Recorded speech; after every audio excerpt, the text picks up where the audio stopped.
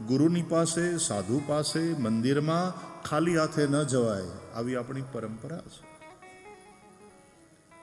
આપણા સંસ્કાર છે, આપણી પરંપરા. કચ્છમાં ભૂકંપ આવ્યો અને હું આંટા મારતો હતો ગામડાઓમાં, જે કંઈ સેવા કાર્ય કરવાનું હતું એ બધું થઈ રહ્યું હતું.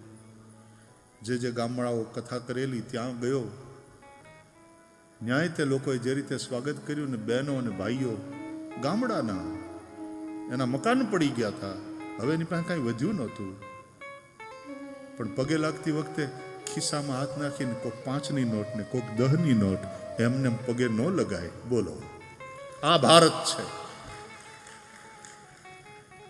આ આપણા સંસ્કાર છે.